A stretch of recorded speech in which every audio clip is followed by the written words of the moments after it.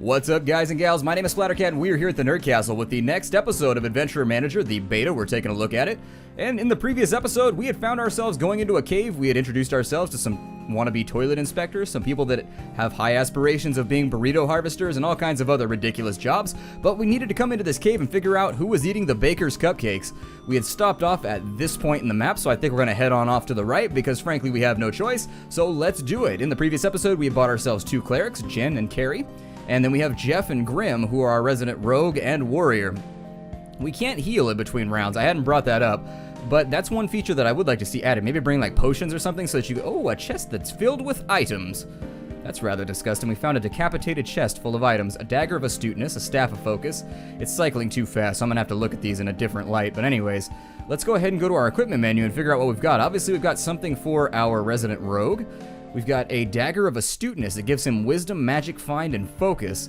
So while the wisdom and the wisdom's not going to help him much, but the focus increases his chance of critting, so I'll go with that. He's almost got a 3% chance to crit now.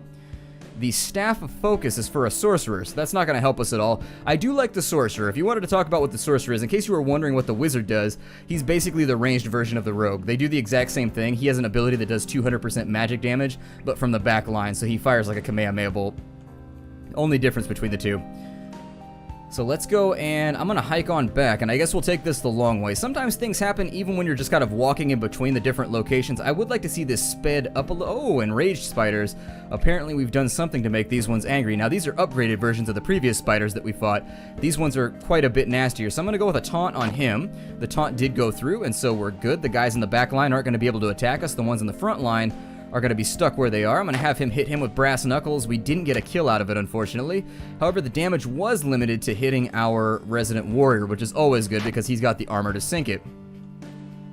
The other spider missed, which is nice. There are a lot of misses in this game, and it does incorporate some of the old things from, for example, in old games that had casters, they've incorporated fizzling, and so your spells can actually sort of...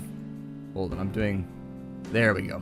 Your spells can fizzle, so anybody in the back line that's going out to cast something can fizzle their spell, which is a little bit unfortunate when it happens, that little element of RNG that can sometimes get you into trouble. You guys know how I feel about RNG, but some people like it, so there it is. Preferential thing, so I'm not going to gross about it.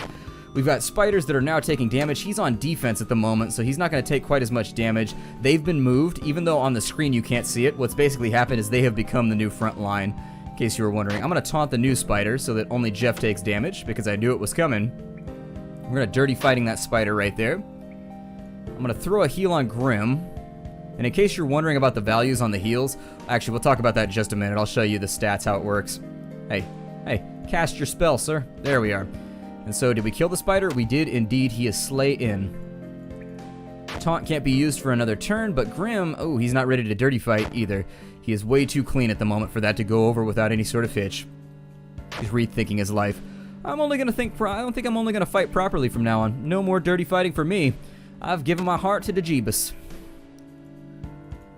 Stab the enraged spider and continue our walk back to the entrance. We got ourselves a staff of instinct in that fight, and also a cloth cap of knowledge, which has wisdom on it, so I'm probably gonna give that to one of these guys right here. Now, that was a half encounter. You notice how we just kept walking after it was over and no icons came up? That means that it happened before we got back to the room that we had targeted to begin with. He says the room looks familiar. That is indeed because we're in this corner room right here.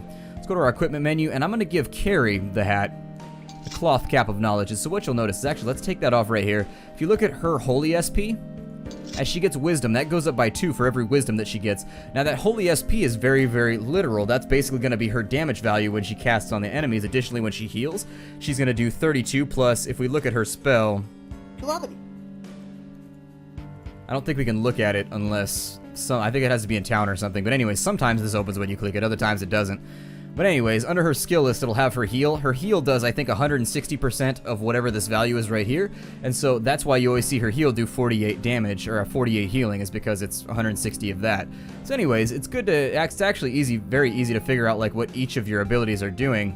I think only wizards can equip those, so we don't have to worry about equipping them with staves. They get scepters and they get symbols. The scepters are basically the two-handed versions of symbols that do a little bit more damage. Now that we're back where we came from, I'm going to tell her we could have teleported out of here, by the way, just in case you were wondering, and then started back from the beginning by resetting, which we knew our stuff was, but I'm going to keep the dungeon where it is because, I don't know, I want to avoid any terrible things happening like us having to reset the quests or anything like that. And so we continue walking. We enter a room, but it appears to be empty. Let's jump onto the map, and we'll tell them to swing on out to the right to a new room that we've never been to. There's somebody observing all of our travels in the background. A lot of them, in fact. I wouldn't be in this cave for a second. I'd walk in and see glowing eyes in the background and be like, and bounce on out. I'd be done. This adventure would no longer count. Now, this is going to be a little bit more interesting because the bats that are in the background can attack from the back line. So here we're caught in a situation where we could potentially take a lot of damage per turn. I'm going to go and limit that by missing spectacularly. Jeff, you marvelous bearded bastard. How about you hit the enemy? I'm gonna keep healing. Oh, and the spell fizzled. A bad round of RNG right there. And I don't think there's any stats you can adjust to make yourself better at healing or missing or anything like that. It just seems like my level 5 characters that have a lot more of their main stats seem to miss just as much as the level 1s that have the main stats, so I don't know. It just seems to be one of those things you've got to learn to love along the way, but we've killed 2 bats, so it's okay. Killed 2 bats with 1 turn, as opposed to 2 bats with 1 stone, because they're fast. It's hard to hit a bat with a rock. I mean, I feel like the rock is probably not the best utensil for bat farming. Oh, good. We fizzled twice in a row. Just making me love life. Let's go ahead and taunt the bat And so we've missed again. If you fizzle, I swear to God, Carrie, I swear to God, I'm going to beat you to death with your own scepter. Well, it wasn't Carrie, it was Jen. So at least we can count on Jen to get her job done. I think I'm going to keep on stabbing away here. I'm going to defend, though, one more time. Let the bat have his way for a minute so that I can get another heal off, assuming he doesn't hit Grim, which is a possibility. He might hit Grim. Yep. He's going for the jugular here. He's going to stick to Grim, and that's the only person he's interested in killing. That's fine. Let's go ahead and stab the bat to death so that we can move on from our nasty slaughter. We got a 2-handed club right there, which can be used by just about anybody. Not going to equip it, though. The 2-handed weapons, when I have 2 warriors, I typically run one with a 2-handed hammer or 2-handed sword and the other with sword and board, but right now we're going to stick with the daggers on our rogue. I think we can give the rogue a bow if we ever manage to loot one, but for right now, let's go and take a look at our map and continue forward. If we end up getting too wounded, we'll teleport back to town and come on back. But for now, I think our health is okay. With 2 clerics, it's pretty difficult to lose any of these fights unless you just fizzle over and over and over again. The rat's going to be forced to defend because he's in the back line. We're going to have him go out and dirty fight the bat. Unfortunately, he wasn't able to one-shot it. I was hoping that damage was going to be enough to where, oh, and we got a miss. Great. Let's go ahead and heal Grim to make sure that the damage doesn't pile up on us too rapidly. We'll take a shot at the bat with our scepter, which is going to get him on out of the way. Why everything in this universe turns into a gravestone when you kill it, I don't know. It's some weird turn of physics that seems to just be baffling scientists the world over. Adventurian scientists completely and totally confused 90% of the time about how things work. Every time you think you got the rules locked in, they seem to change on you, and then you just kind of go into the corner and cry and wish that you could get more grants to study harder or something. I don't know. The life of the educated masses. The life of the scholarship, indeed.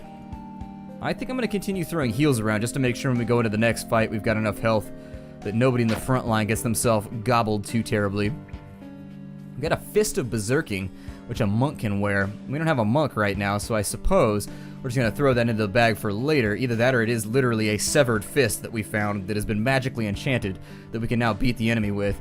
You briefly pause and think about what's for lunch. What should you do? Ignore it or curse it? I don't know, curse it. No, a wolf! That's bad, so let's throw a heal on Grim because that was a rather big hit. He's got a little border around here, which means that he is a boss, which means he hits a lot harder, and he's generally quite a bit more scary. He's got a curvy tail, though. I wish we could convince him to join our side because having our own personal doggy to hang out with seems like it would be awesome. I'm going to taunt the spider to make sure that damage goes to Jeff. There it is. And with our next turn, we're going to try and limit this spider right here and kind of keep him from breeding and having more children, from becoming more prevalent, basically, because his little pincers or his white mustache kind of terrifies me. I don't know which it is, but I think it's more humorous to assume that all the spiders have mustaches. And so he's now been bit. That could be a good thing or a bad thing, depending on who you ask. Some people like being bit. It's just like the thing that gets them off at the end of the day. I don't know. We're going to punch the dog in the face for biting us. I'm going to try and taunt it too, assuming we don't miss.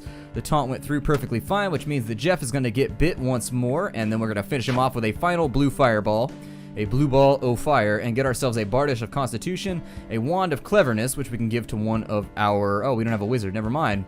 We've got a treasure chest, which has a rare staff, a Jagged Amulet of Constitution. Actually, we'll have to go through and check these out in just a minute. It's closing them out too quickly. Let's go to our main man, Jeff, and see what equipment we can put on him. Obviously, we got ourselves a new sword. And so I think I'm going to go with a short sword of bravery on him. It's going to give him more HP, a better crit chance, magic resist, and crit damage too. All around win right there for Jeff. I think we picked up an amulet as well. It's going to have focus and constitution, so we're going to give that to him so that his HP count is even higher. No new. Oh, we got a chain cap. We'll put that on him. And so there it is. It looks like he's wearing like a mechanical brain or something on his head. Pretty awesome.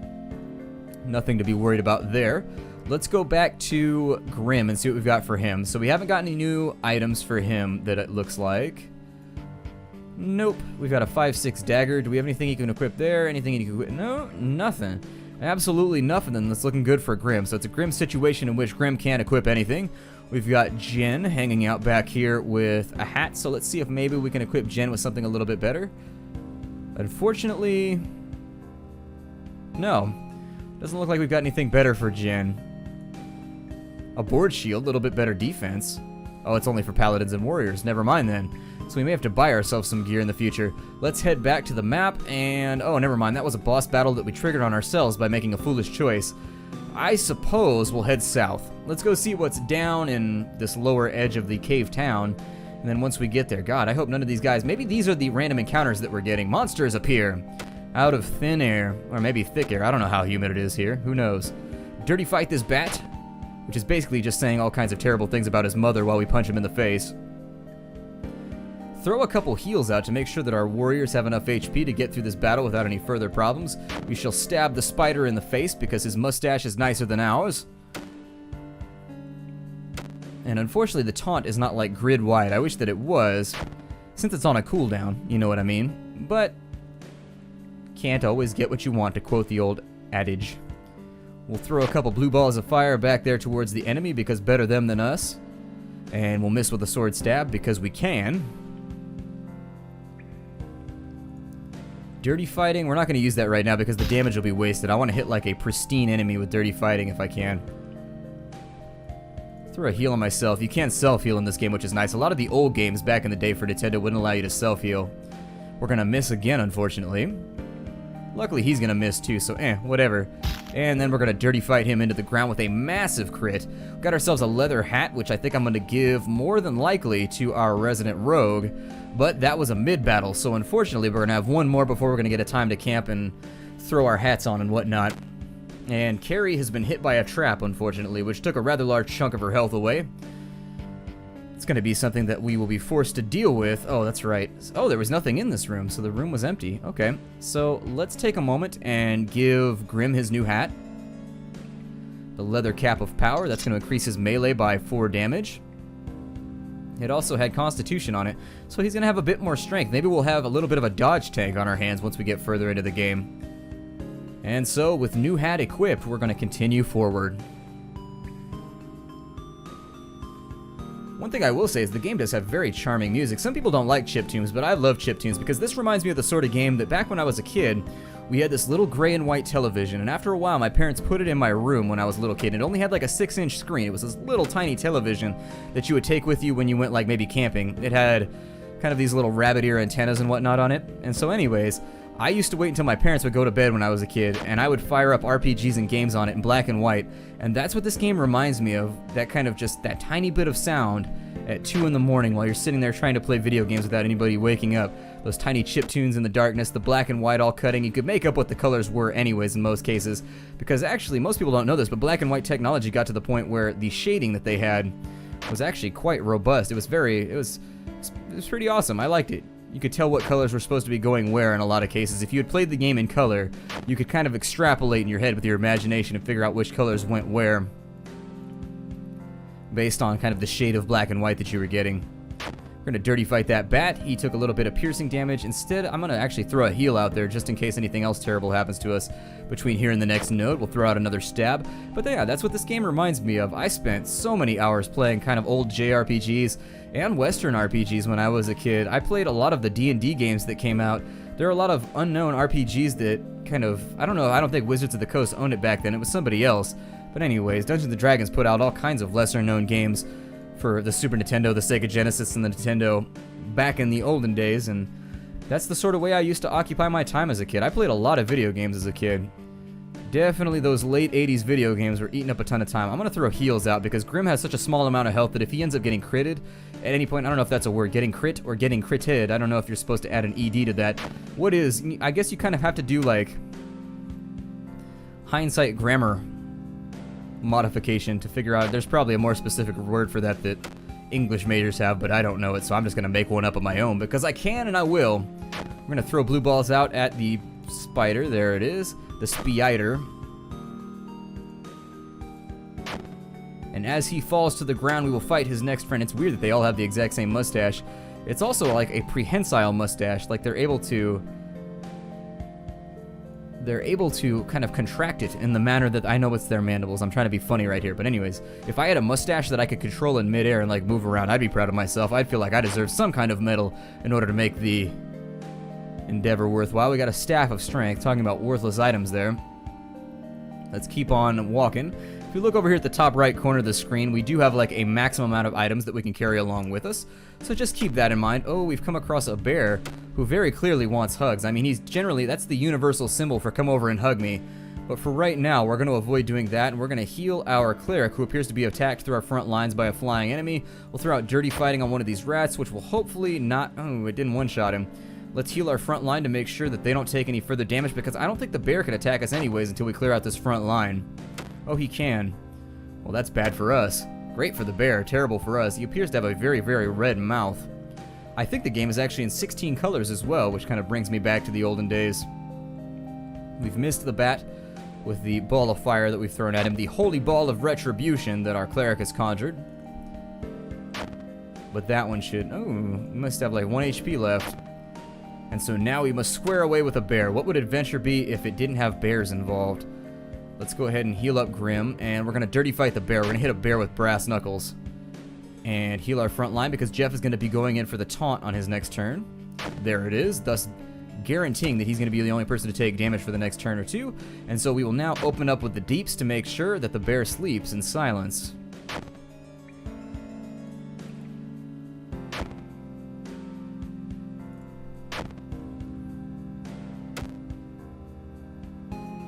And I think I'll throw a heal on one of my clerics since somebody jumped the line there and actually wounded him. Throw out a big chunk of damage. The bear does have a lot more HP than any enemy we've ever faced before. That wolf hit really hard, but I think he was more of an attacker. He was a bit of a striker in that case, where he was out there throwing blows but didn't necessarily have the constitution to make sure that he lasted more than a turn or two.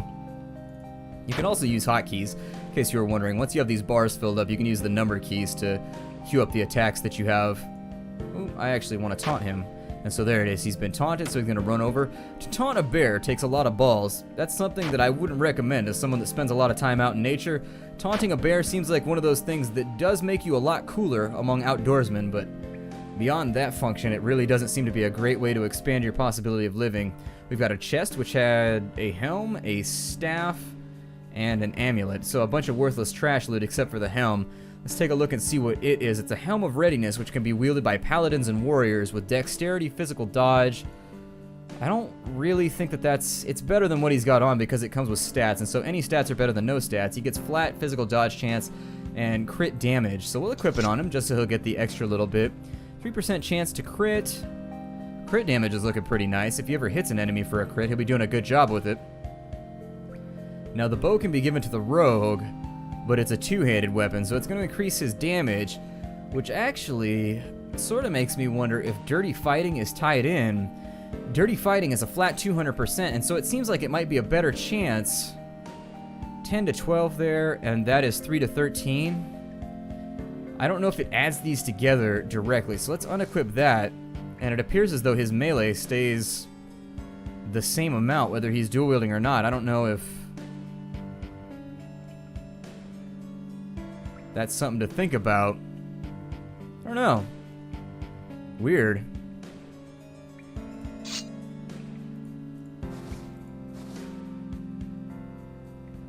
Interesting. Well, I think that's probably just a function of... That's weird. I wonder if there's a disconnect between the weapon you're wielding and...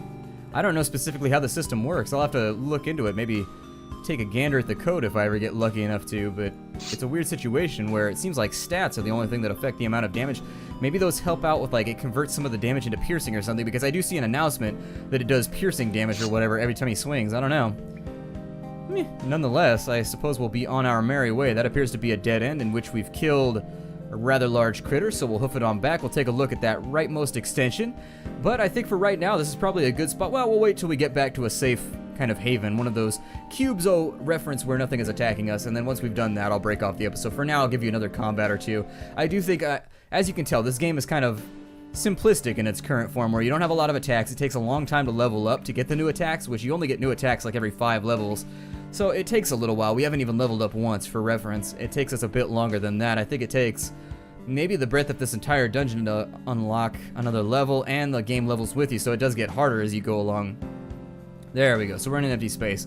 My name is Splattercat. Thank you so much for joining me here at the Nerd Castle for another episode of Adventurer Manager, the beta thereof. I look forward to seeing you in the next episode. Take care out there, everybody, and I'll see you there.